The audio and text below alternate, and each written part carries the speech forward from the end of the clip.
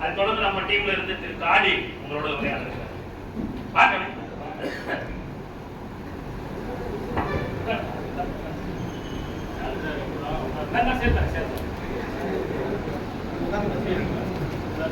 அனைவருக்கும் வணக்கம்.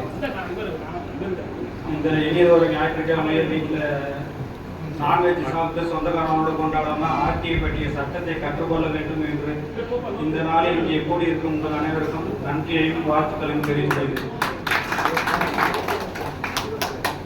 தகவல் அறிக்கை உரிமை சட்டத்தை சுமார் ஒரு 8 வருஷத்துக்கு முன்னாடி நீங்கள் எப்படி தேடிட்டீங்களோ அதே மாதிரி நானும் உங்களோட ஒருத்தனா 8 வருஷத்துக்கு முன்னாடியே தேட ஆரம்பித்தேன். அந்த தேடுதல் வீண் போகலை. இப்போ நான் எதுக்காக ஒரு அந்த சட்டத்தை பற்றி அடிப்படை என்னன்னு தேட ஆரம்பிச்சு இப்போ என்கிட்ட பல பேர் அடிப்படை என்னன்னு கேட்குற அளவுக்கு என்னை வளர்ச்சி கொண்டதுக்கு காரணம் தேடல். அந்த தேடல் இருந்தால் மட்டும்தான் அது கூட ஆர்வம் இருந்தால் மட்டும்தான் நீங்கள் அந்த ஆர்டிஐ சட்ட அறிவை வந்து நீங்கள் வளர்த்துக்க முடியும். ஆர்டிஐ சட்டத்தை பற்றி பேசுகிறப்ப எனக்கு முக்கியமாக கொடுக்கப்பட்ட தலைப்பு என்னன்னு பார்த்தீங்கன்னா, ஆர்டிஐ மூலம் கேட்கப்படும் ஆவணங்கள் ஒரு சிறந்த ஆவணமா, நீதிமன்றத்தில் அந்த ஆவணத்தை ஒரு சான்று ஆவணமாக பயன்படுத்தலாமா வேண்டாமா, பயன்படுத்த முடியுமா முடியாதா, பயன்படுத்த சட்டத்தில் வழிவகை உள்ளதா இல்லையா, இதை பற்றி தான் அவங்ககிட்ட பேச போகிறேன். சுமார் 2 ஆண்டுகளுக்கு முன்னாடி அங்கே பார்த்தோம் இங்கே பார்த்தோம், அவங்க பண்ணாங்க இவங்க பண்ணாங்க இல்லை, நானே என்னோட சொந்த ஊராட்சியில் ஊராட்சி மன்ற அலுவலகத்தை கலாய்வு செய்து சுமார் 2 லட்சம் மதிப்பு அளவில் 2 ஆண்டுகளில் இல்லாத கடைகளின் கொட்டேஷன் வாங்கி பில்கள் தயாரிக்கப்பட்டு அவங்களே பில் புக்கு ரெடி பண்ணி வச்சுருந்தாங்க. இதை வந்து நான் கலாய்வு பண்ணதில் சுமார் ஒரு 150 பக்கம் ஆவணங்கள் வந்து நான் வாங்கினேன். அந்த ஆவணங்கள் எல்லாத்தையும் ஆய்வு செஞ்சு அதில் இருக்கக்கூடிய கொட்டேஷன் வாங்கின எல்லா கடைக்கும் ஒரு கடையே அந்த அட்ரஸில் இல்லைன்னு சொல்லி எல்லா பதிவு தபாலும் எனக்கு ரிட்டர்ன் வந்துருச்சு. அந்த கடைகள் அப்படி ஒன்று இல்லவே இல்லை. ஆனால் கடைகளில் பொருள் வாங்கினதா பில் எல்லாமே ஃபைல் பண்ணி வச்சுருந்தாங்க.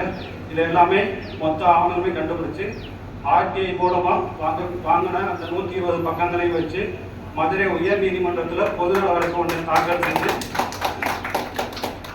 அந்த பொதுநல வழக்குக்கு மொத்த ஆவணங்கள் பார்த்தீங்கன்னா இந்த ஆர்டிஐ மூலம் பெறப்பட்ட 120 பக்கங்கள் மட்டும்தான். வெளியிலிருந்து நாம் தனிப்பட்ட முறையில் எந்த ஆவணங்களும் உருவாக்கலை, தேடலை, கண்டுபிடிக்கலை.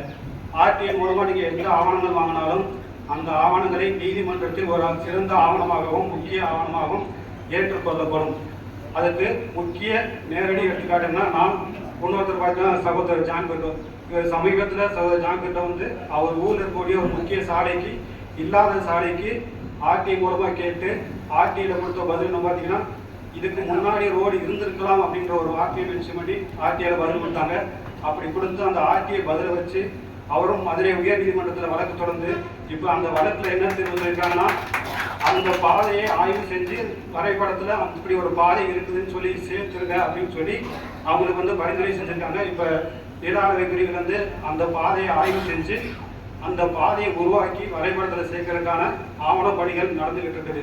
அதனால் ஆர்டிஐ மூலமாக பெறக்கூடிய அனைத்து ஆவணங்களும் மிக உயரிய ஆவணங்கள், சட்டத்தில் ஏற்றுக்கொள்ளக்கூடிய ஆவணங்களே. அதனால் சின்ன சீட்டாக இருந்தாலும் அதில் இருக்கக்கூடிய ஒவ்வொரு வார்த்தைகளுமே ஆர்டிஐக்கு கிடைக்கக்கூடிய ஒவ்வொரு வார்த்தைகளுமே ஒவ்வொரு எழுத்துக்களுக்குமே சக்தி அதிகம் அப்படின்றத நீங்கள் கண்டிப்பாக தெரிஞ்சுக்கணும். நன்றி.